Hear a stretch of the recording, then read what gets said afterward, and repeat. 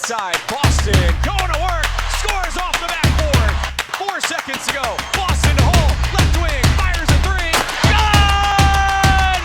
Hull heads with .3 to go in the third. Here we are in week 20 of the WNBA season and the W Hoops podcast, and there are playoff games going on, but man, to me, the big news seemed to be Cheryl Reeve getting kicked out of the game in her press conference last night. Yeah, I mean, good for her. Phoenix is a super frustrating team to play against. They're very physical, and it's one of those situations where the more physical team somehow doesn't get called for the fouls, and then the less physical team does get called for them. And it's just very frustrating. But yeah, she got tossed at the end of the game. She got her second technical when um, Thomas fouled Napheesa and got like a game sealing layup. Um, and then she came into the presser after and just like unloaded for 2 minutes on them and walked out without taking any questions. So good for her. Someone needs to do it, and I don't understand what the league is doing with this garbage.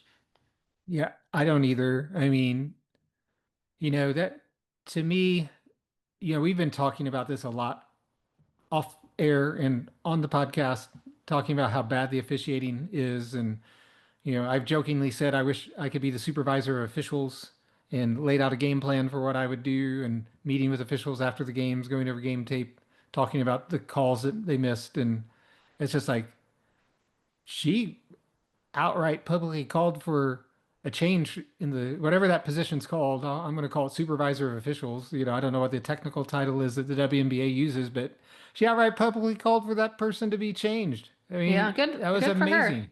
They should be. And she She also was, publicly said that the three refs who were assigned to their game had no business in a I semifinal game. know, I know. I mean, she is not going to get a favorable whistle going forward. Refs probably have long memories and thin skins in this league, it seems like. But man, are we gonna have to start a GoFundMe for Cheryl for her fines that she's gonna get here? Oh man, I don't know.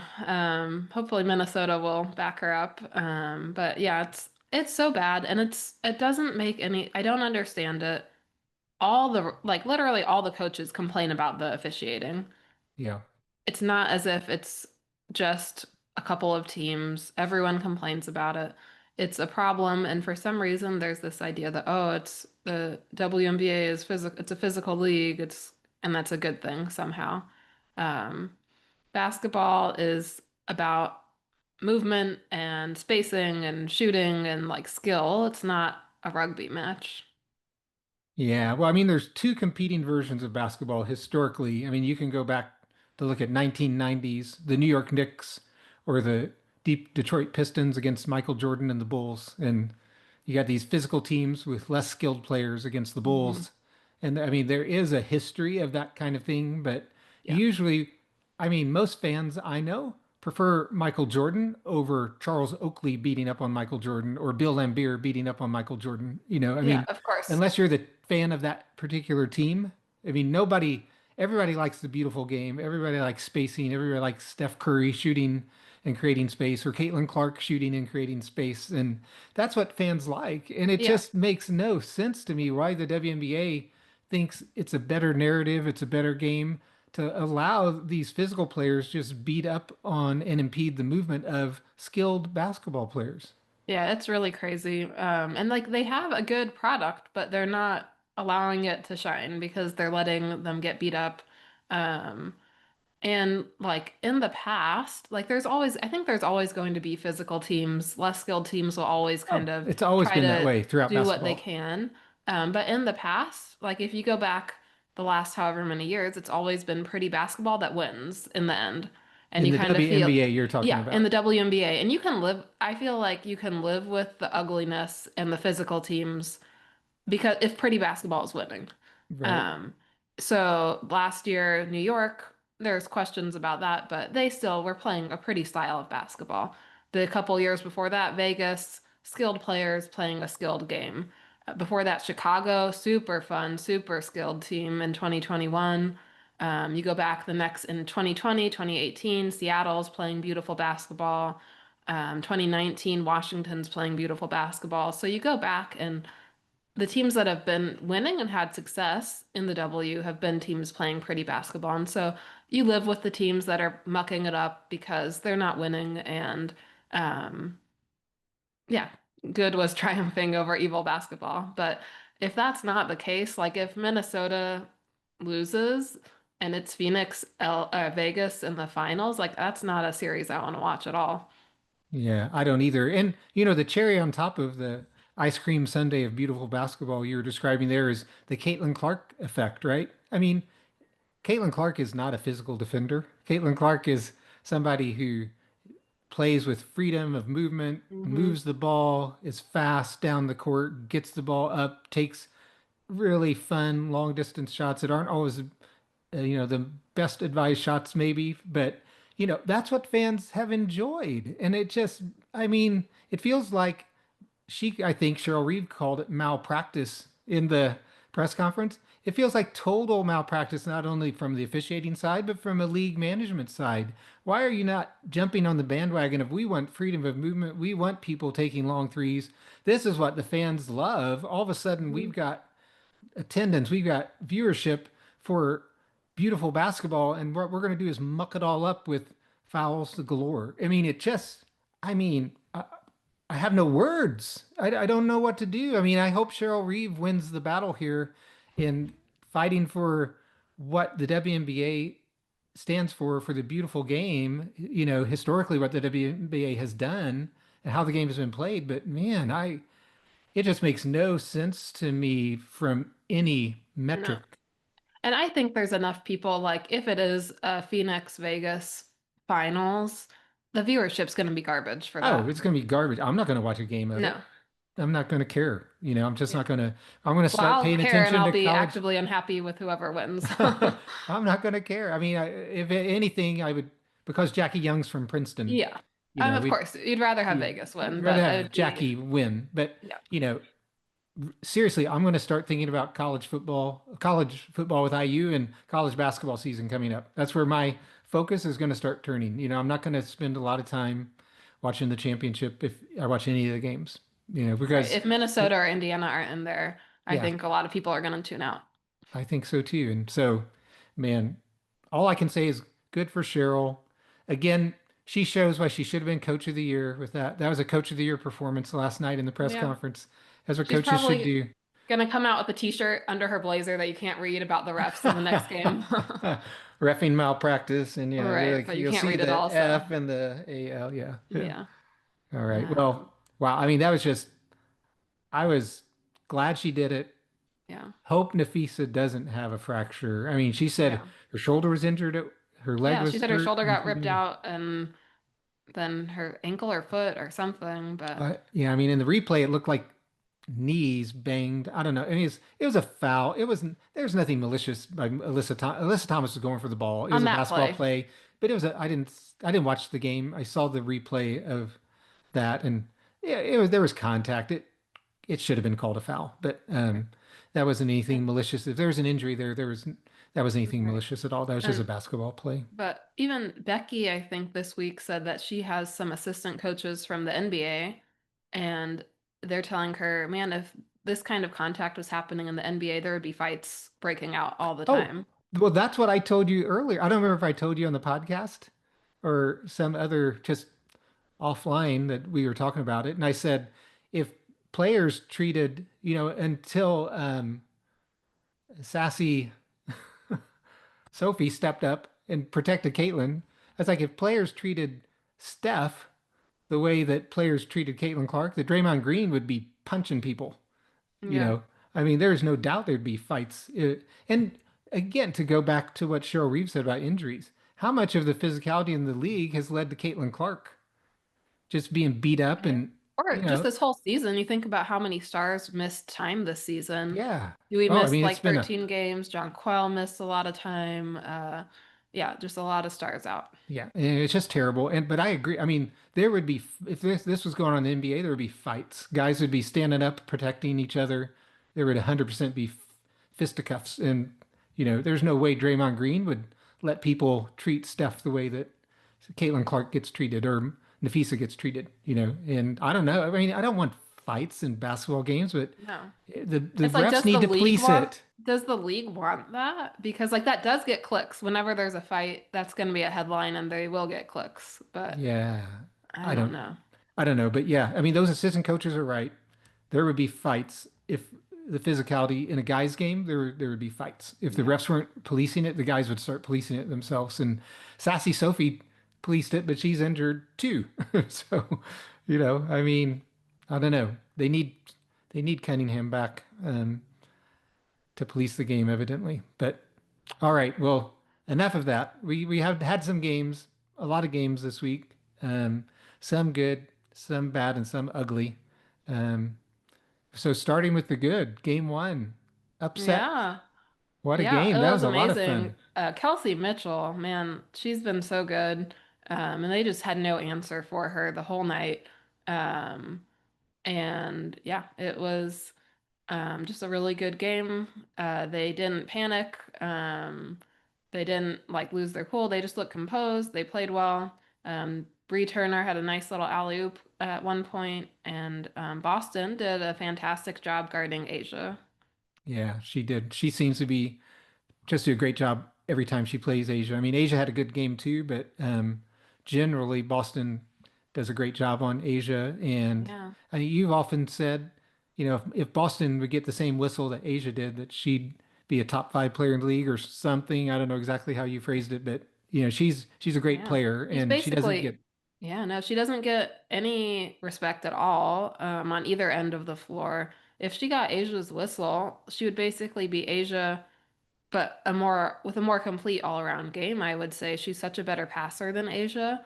Um, and she's a little less athletic, obviously, but if she got, yeah, I mean, Well, she would. she's She needs Clark to help her sure. create her offense. She's Yeah. much better when she has Clark. Yeah, if she with Clark and with Asia's whistle, she'd be a top 10 player in the league Well, for she'd be sure. MVP. She's top 10 now, wouldn't you say, almost? Or top Yeah, 15 at a minimum.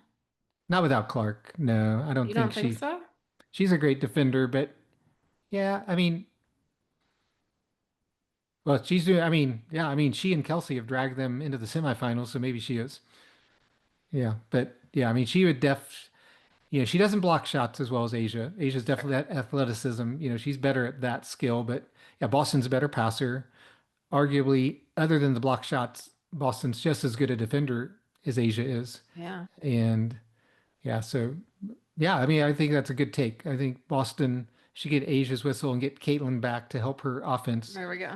There we go. And so 3 games in the playoffs here against the Fever for Asia, and she shot 30% or lower from the floor twice on really high volume shooting. Yeah. And during the regular season also, the Fever were her worst matchup, her worst shooting percentage. And not a lot of teams can guard Asia one-on-one, so really impressive. Not just from Boston, but Turner played her minutes against her. Timpson, Howard, everyone has played really well against her. Yeah. And I want to talk about that some more. I think Indiana has a really great interior defensive team. Hmm. I want to touch on that a little bit more later. So, yeah, they're giving Asia trouble. Yeah. Unfortunately, Jackie Young gave us more trouble last night in game three. Yeah, she's so good. She's just tough. She's so strong.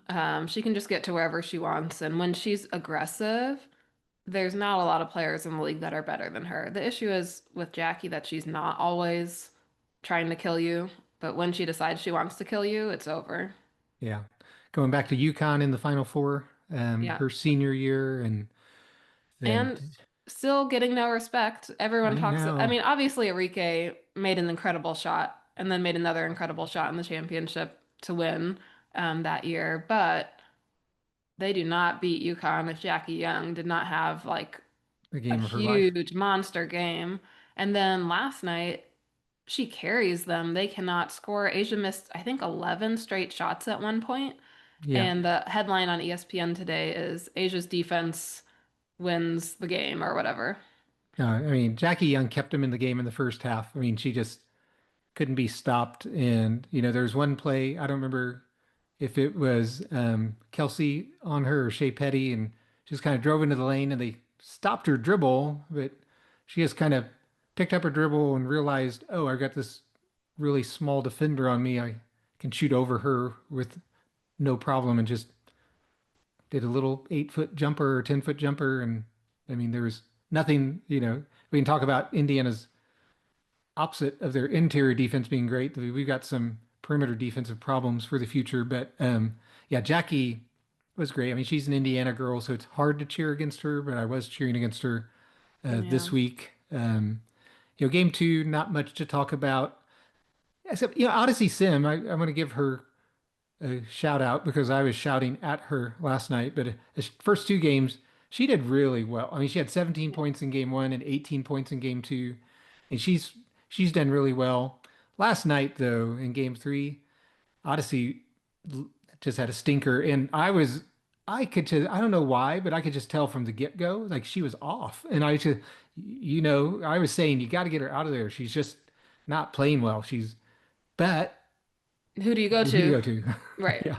Yeah. There's nobody coming Yeah. in who could They're save the just day. running out. It feels a little bit like they've kind of probably gone as far as they can and they don't quite have enough, which I mean, they've done much better than could have been expected with everything they've gone through and who all they're missing.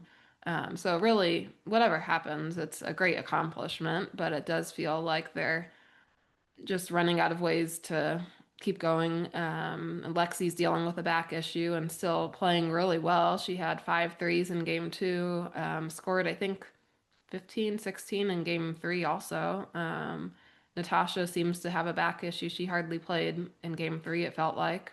Yeah, I'm hoping there's some rational reason why she didn't play. I mean, I'm not hoping she's injured, but we were noting that like Turner and Timpson had way more times than Howard, it seemed like. And Yeah. so maybe I don't hope she's injured, but I don't know what the reasoning for that was. Howard got very little playing time in game three. Yeah, so I don't know. Any other thoughts on the Fever? We can save for a little bit longer. We're going to talk about longer term, but just Sure. on the particular games this week, the Fever or the Lynx series. Um, I mean, for the Lynx, game two was killer for them that they gave up that 20-point lead and just had a couple ill-timed turnovers and just totally collapsed. And that they really needed that one. It's looking pretty rough for them right now, and that's disappointing because they're such a fun team, and I feel like they've been by far the best team all year and had the best player all year. And I am someone who likes the best team to win. I mean, an upset can be fun, the underdog can be fun, but if someone's playing really good basketball, I like to see them win. Yeah, and especially if they're playing the way Minnesota does. Just a Yeah. great team offense, team defense, and And yeah. especially with the way last year ended for them kind of getting Uh, robbed in the finals, it felt like this year was theirs and they deserved it. yeah. How much of Cheryl Reeves' frustration was left over from getting robbed by officials Yeah, and last it's not the year? first. In 2016, they were robbed also. They were playing LA in the championship, and NECA made a putback jumper after the shot clock expired, and they gave it to her, and it was a single possession game. Mm. So Cheryl could be sitting on more than four. Wow, yeah. Well, last year for sure they got that one stolen from them by the officiating and even a reviewed call. Right, Like that was ridiculous. it was just horrible officiating. And yeah, so I agree. The Lynx collapsed. I mean, they needed to be able to hold on to a double-digit lead at home. And Yeah, I didn't watch the second half. I watched the first half and it's like, oh, they're playing great. Looks good. Looks yeah, like they're going to win this game. It was a late game. And so yeah, I just didn't stay up for the second half. And then I was like, woke up in the morning, was like, oh my, or maybe I was checked my phone right before I went to sleep and was like, oh no, it's going to overtime yeah. when I went to bed. I was like, oh, this is not And good. yeah, with Minnesota, I think Courtney Williams was a huge pickup for them because it's a very nice team. And that was kind of, if you think back to like Napheesa's college years after Stewie left, like those teams were so talented and they played so well together. They were always undersized for whatever reason. Gino never got a big for them. But they played so well, but they ended up losing in 3 consecutive Final Fours with Napheesa. And it just felt like they didn't quite have someone with that killer edge. But Courtney Williams is someone who's kind of not afraid and kind of brought that edge to them, it felt like. Well, and I Yeah. think maybe, something that we haven't talked about, and I don't know if it's been talked about during the game much, is that Dejanay Carrington's out as well. Yeah. Another player who they picked up in midseason, which was a great pickup just to bring another defensive guard because they're kind of small in the backcourt too, Hmm. with either Williams or Heidelman in there, they're going to be small-ish. And Carrington's not huge, but she's just athletic and long and so losing her, I think, really hurts them in this Absolutely. series. Yeah. And So she had been shooting really well since going to Minnesota, so it hurts them on both ends for sure. And just depth and everything. yeah, yeah. So I think that's a little bit of something I haven't heard talked about much, but not having Carrington probably is really going to hurt their championship chances, even if they can get past Phoenix, and hopefully, hopefully they will. But yeah, it's not looking great at the moment. Down 2-1 and another game in Phoenix Yeah. tomorrow. So yeah, so both games tomorrow. It potentially could be the end of the semifinals Yeah. tomorrow. So we'll see what happens there. Um, yeah, so I have a hot take for you that I want to ask you about. Do you think the WNBA is going to let Napheesa win anything with her being the head of Unrivaled, or at least involved in leadership of Unrivaled? How do you say that? I mean, Yeah. is Yeah. there a She and conspiracy Stewie are theory the here? she and Stewie are the co-founders. So and Stewie got bounced in the first round, which they probably shouldn't have been bounced then. So Stewie's already out. I don't know. It definitely did we even talk about we haven't even talked about Asia winning MVP, have we? No, because that was announced Sunday, I think. Sunday. Yeah, we did the Yeah. podcast on Saturday and it was announced on Sunday. And it just I don't know, like it feels like there's something set against her here at the end of the season, and like the end of the season is when these CBA talks are really going on, and they're trying to get it worked out, and it sounds like they're at a bit of a standstill. And one of the sticking points is, I guess they don't want Unrivaled happening in the off season. But Unrivaled was created by Stewie and Fee to basically kind of support the WNBA players and give them a place to play in the off season where they don't have to go overseas and they don't have to play for 7 months overseas. They can just play for 2 months and they're making basically the same as their WNBA salaries for just 2 months. They have really good developmental coaches. So it isn't created in competition to the WNBA at all. So I don't understand. Well, from the WNBA's perspective, it gives options to the players and gives Yeah, them leverage over the sure. WNBA that they wouldn't have otherwise. And Yeah, so, absolutely. I They mean, the can they can WNBA, do a lockout, shutdown who because care? yeah, They've they still can got just Unrivaled. yeah. Yeah. Yeah. So, I mean, from the WNBA's perspective, Unrivaled is clearly a competitor and not a good thing. And, so yeah, I feel a little bit conspiracy theory-ish, but I mean, I was just thinking, man, Fee, zero fouls, um, right? Or zero free Zero throws free and five throws, 5 fouls. foul. It made me think of the AI summary of yeah, the our podcast a couple weeks ago about Lexi, like Yeah, two black eyes and guys zero free and throws. so two injuries and zero free throws for Yeah, Napheesa. Zero free throws with it's Alyssa ridiculous. Thomas guarding her. Come It's on, man. ridiculous. That's She horrible. she Impossible. fouls her 2 times every possession at a minimum. Yeah, it's like literally, to go all Parks and Rec here, literally impossible that he didn't get fouled in a shooting, situation. And zero free throws for somebody who's it has a 28 to 30% usage rate. I mean, no, it's impossible. And It is. so again, I feel a little bit weirdly conspiracy theory-ish here, but I'm just wondering, you know, Yeah, just wondering, just saying. yeah. Kathy's not wearing a Minnesota dress for sure. No, she's not. So another thought I had, I've said on many occasions that Alyssa Thomas is not a good enough player to be the best player on a championship team. But if the game's going to be called like this, is she the best? Is she good enough to be the best player in the new WNFL? As I may start calling it that instead of the WNBA. I mean, we'll see, I guess, but possibly. It looks like that's what, for some reason, the W wants, which just blows my mind. I don't understand it. You have Napheesa Collier, who's like such a skilled player. She just shot 50, 40, 90 on the season, averaging over 20 points a game, which has only been done, I think, by 5 NBA players ever or something like that. And it's And like only one Steph other and W Dirk. player, right? Well, Yeah. Elena didn't even average 20 points. She was a little under. It was close, Oh, but not 20 points. okay. But like the 20 points and 50, 40, 90. It's Um, KD probably. yeah, KD, Steph, a couple others, but Dirk, Larry Bird, yeah, I think Dirk, Larry yeah. Bird did it. I mean, it's like all-time greats in the Yeah. league. Yeah. Five of the And for greatest some players of reason, all we're time or not whatever. like if you're gonna rig things, rig it in favor of the beautiful basketball and the skill. Even the I mean, the NBA does that. I mean, they like, Steph Curry's won 4 championships. I mean, they don't, I'm not saying they were rigged for the Golden State but, I mean, they don't rig it against them for sure. Right.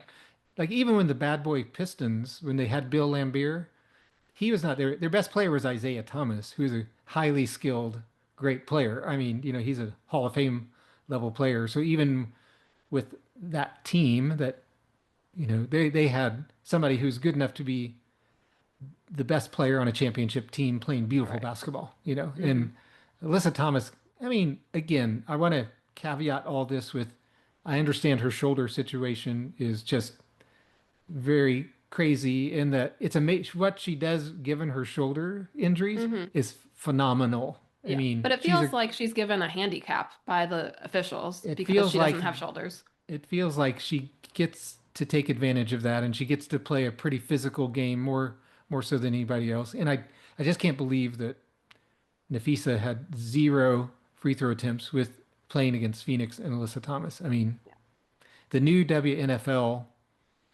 is not what I want to watch. So, yeah.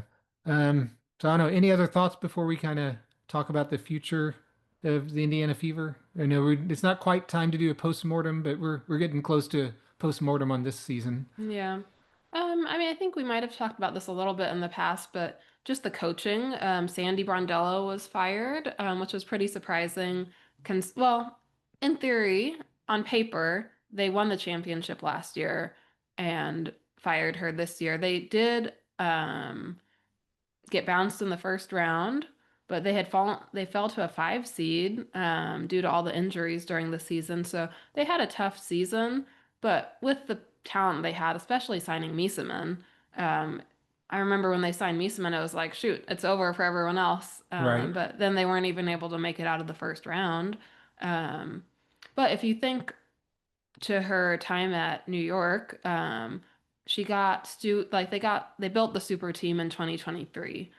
She was there the year before with Sabrina, but then Stewie and Jonquel and Vandersloot came in 23 and they had the talent to win, but they ended up losing to Vegas at home, um, with Vegas with 2 starters out. I think was it Gray and Kia Stokes were both injured for that game, and Vegas closed out the series on the road down 2 starters against an incredibly talented team. The Mm. next year they win, but did they? And Yeah. There's a big yeah, asterisk. There's a big asterisk for most of us WNBA fans on that win last year. yeah. But they bring New York. So Sandy brings New York their first championship. Was it Sandy or was it Kathy? Yeah. Well, yeah. Someone with a short name ending with a Y. Um, but so you can see like she really, how do you not win at least one championship with that level of talent? So I do understand from that perspective, but it doesn't sound like they have a head coach lined up. And so to fire one of the W coaches have not been great. So to fire one of the kind of the established and proven coaches, she can win. She won in Phoenix. She won in New York. You can argue that she should have won more in both places, certainly, but she has won. And there just aren't that many great W coaches. So that's interesting. And then also thinking with the times changing, with more money going into the WNBA, will they be able to attract more talent at the head coach position? Because that's really been lacking, I think, in the W. Yeah, I think so too. I mean, back to Sandy specifically, I don't think she's a bad coach. I don't think she's a great coach either. I mean, she, done kind of what's expected with the talent she's had and maybe even underperformed a little, if anything, but only, I mean, this year it's kind of hard to judge her. I think the mistake would be, firing her without having somebody else lined up to take her place. If oh, I've got the next Becky Hammond, I've got Steph Mm-hmm. White, I've got Natalie, I've got a Yeah. great coach lined up, then it's like, oh, well, I'm firing her. It's Mm-hmm. because I've got somebody else lined up. It's kind of like when Golden State was doing really well. The Splash Brothers were just starting to come along, and they fired Mark Jackson, even though they'd been performing well, to hire Steve Kerr, and then they started winning championships. And so, um, yeah, I mean, I can understand firing her if you had somebody you thought was a much better coach lined up, but if not, yeah, it Yeah. doesn't make a lot of sense. Especially, yeah, you could just wait a little bit and Exactly. see There's no and rush. kind There of, may not even be a season in May. right, I mean, who knows? There was no rush to fire her right now. Like, right. go find the other coach or start having feelers and talk with Hmm. agents and figure out who's available. And yeah, I don't know. But I do It is think, weird. yeah, potentially more talent will be coming to the W because college, if you want to coach women's teams, the good coaches stayed in college all this time because there was more money there was more stability, it was more fun.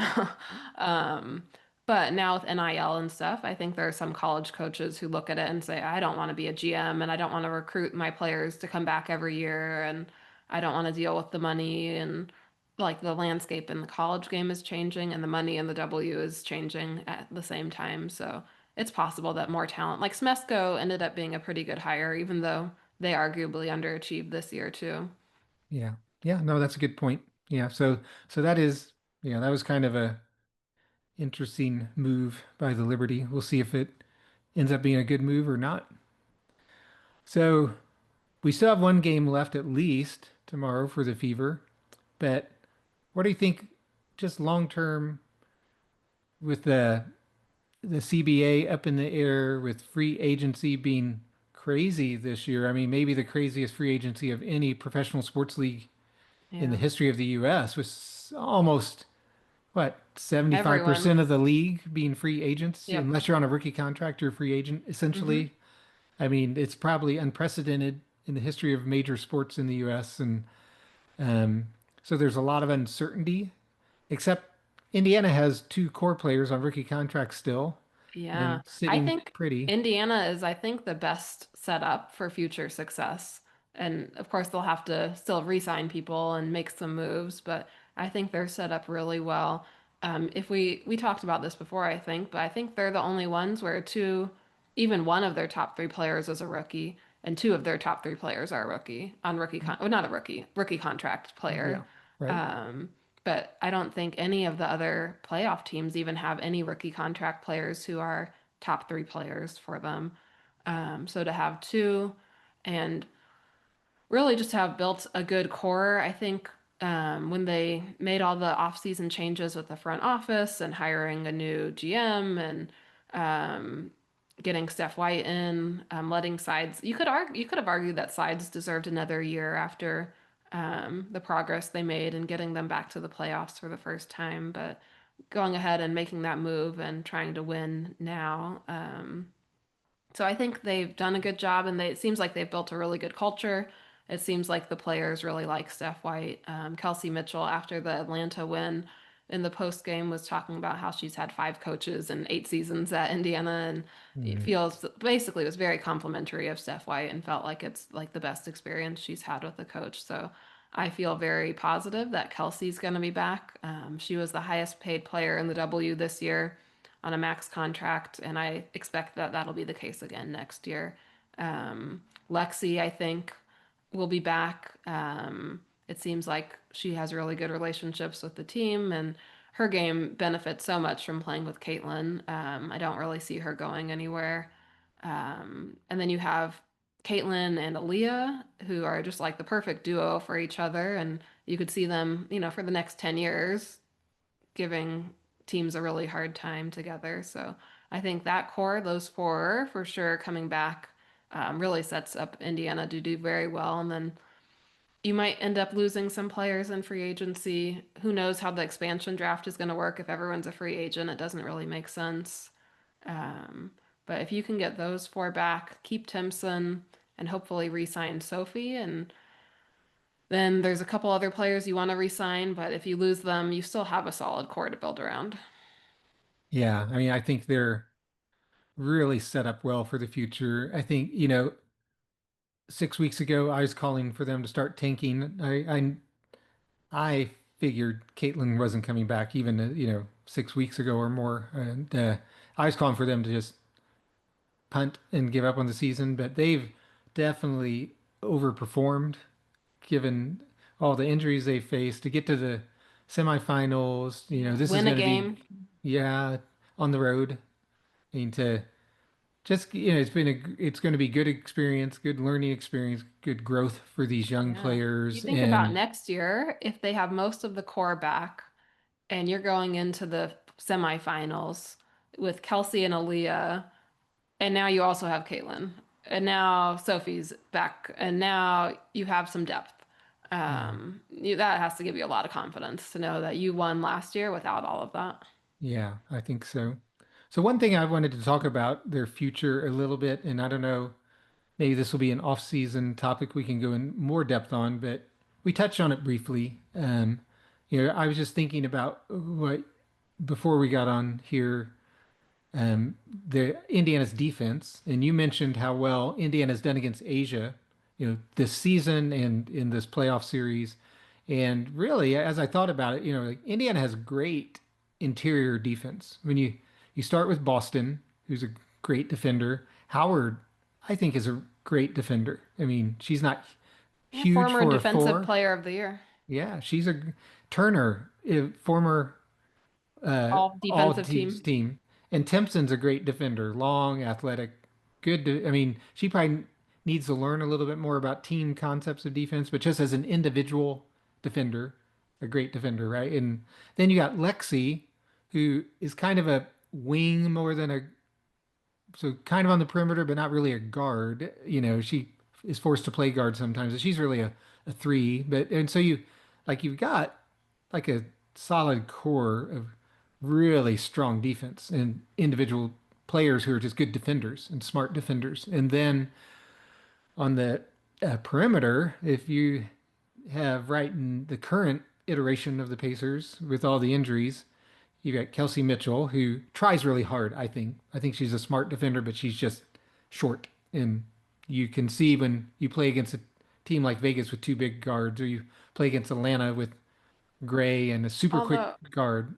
shout out to last night in the game three when there was a point where she got knocked to the ground and Jackie Young had basically a wide open shot at the basket, but she just kind of popped up and threw her arm up even though she couldn't stand back up, and that was enough to get Jackie to pass it up, and I think they got the stop, so Yeah, I mean she tries hard, but I mean she's just small, right? yeah. I mean she's not never going to be a great defender just because of her size limitations. And then you've got well, Odyssey Sims right now, Shea Petty. They're really small. And next year, if the backcourt is Caitlin is a good size for a guard, but has never been a good defender. Then you have Caitlin and Kelsey. You have Ari coming back. I mean, she tries hard also. I mean, she plays hard, but she's just, again, there are physical limitations there. If you're going to play a team with big guards, it's Hmm. going to be tough. And so, my thought is, they're going to have to figure out a way to. I mean, Kelsey's been great, and obviously, Caitlin and Kelsey are going to be the starting backcourt. But how Hmm. do you upgrade the backcourt defense? I mean, is Yeah, it I mean, we've been individual? talking about you need a big guard. We need to add someone like Gabby, someone like Alicia Gray, someone like Jackie Young. I don't know if you can get anyone quite that caliber, but if not, maybe it has to be someone like a Dejanay or someone like that, who's more of a defender than maybe less of an all-around game, but just a defensive presence. Yeah. Could Phoebus play two guard? I mean, she guards 1 through 5, I feel like, but Yeah, I I don't feel like know. too. What about Phoebus? I mean, Now that yeah, they're New York's kind of a mess. Phoebus would be fantastic, Is but she I on a don't know. rookie contract still? She's I not a feel free like the agent? European players usually go to the coasts, but yeah, Phoebus is on a rookie contract, which is Uh, ridiculous no, because that's she's too a little bad. bit older.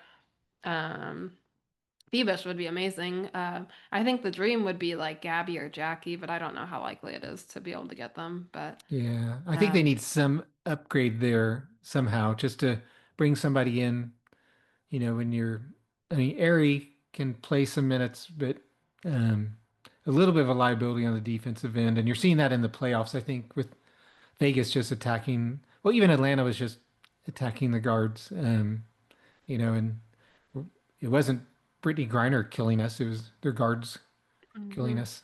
So, yeah, Canada was getting to the But rim at will. the Dana Evans last night was getting to the rim at will, it seemed like. I mean, the counter argument is just don't do anything and have two of the top 5 offensive guards in the league and dare anyone to score with you.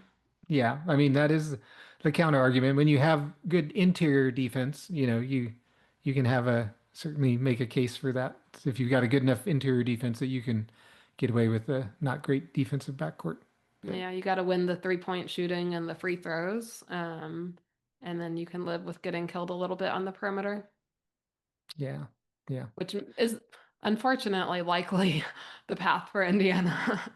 But like I mean, you think about the Iowa teams Caitlin was on, they were never a good defensive team. They improved defensively. I think her sophomore year, they were literally the last in the whole country, like 300 something in the country in defense. But I think by her junior and senior year, they were like 100 or something, hmm which is much better than 300. So Yeah, you yeah. don't, you can win a lot of games with good offense.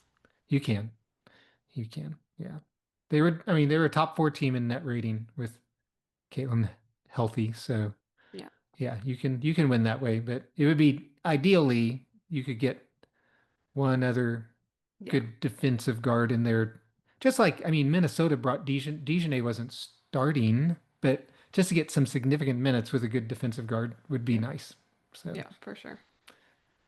all right. Well, anything else for this week? Mm, I mean, did we talk about MVP?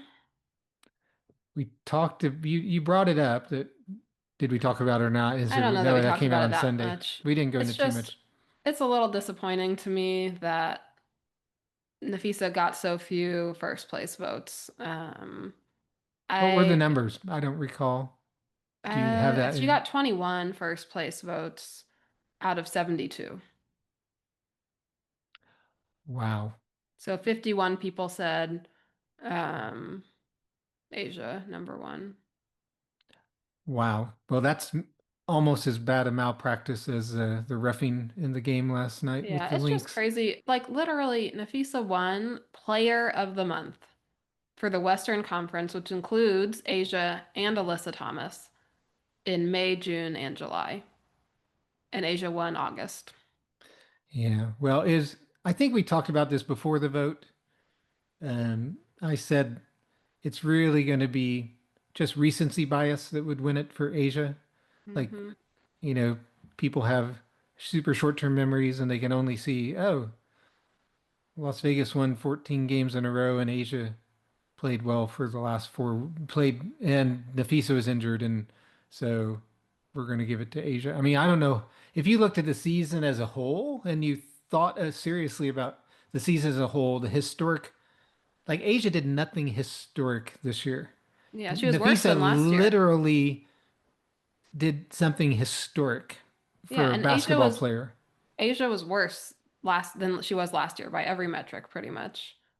Yeah. I mean, So there's some kind of bias. There's recency bias. There's love of Asia bias that seems to be in the media. I mean, when you yeah, listen to ESPN, you would think they were all relatives of Asia.